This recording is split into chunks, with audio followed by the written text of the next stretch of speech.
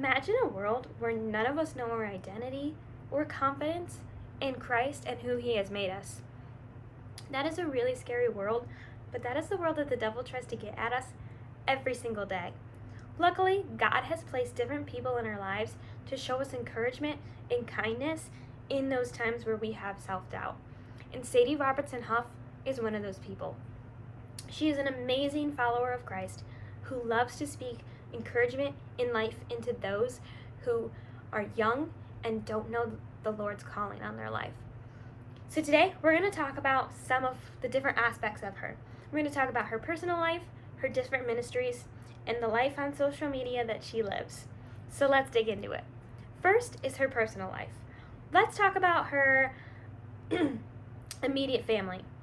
So according to authors.com, they tell me that she's married to Christian Robertson Huff, and he is an amazing man of God. They have Honey and Haven, their 2 young daughters, and social media just announced that they have one on the way.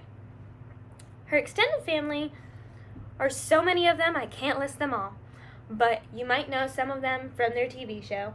We've got Phil, Kay, Willie, Corey, lots of siblings, and lots of nieces and nephews. Moving into her endeavors before her ministries, she was on Dancing with the Stars, and the article I found, also leaders.com, told me that she got second place, so the runner-up of season 19. So she made it really far. She was also part of Duck Dynasty for 11 seasons, and they just announced that they're going to do another show, which is really exciting. Finally, she's also had an acting career. So that was God's Not Dead and I'm Not Ashamed, and then a couple of other side things too that she did.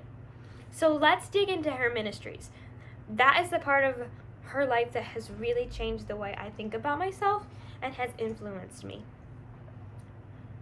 So moving on to her different ministries, we have Live Original. So this is her Live Original, some of her Live Original merch. So she came up with this phrase, Live Original, because she wanted us to all live originally and organically in the way God has created us, and not in the way the world tells us. And with a lot of joy, which this yellow definitely gives off joy. So within her Live Original, she has a blog, an app, and community where I have met a lot of loving sisters who in Christ who just really love the Lord and want to speak life into each other. We've had a really lot of good conversations, and they're from all across the country.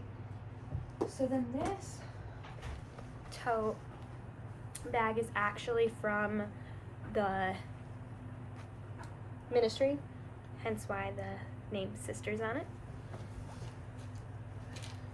it.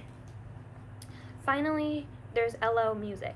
So she has a worship band that puts different music together, and they release music every once in a while with a different band that they have.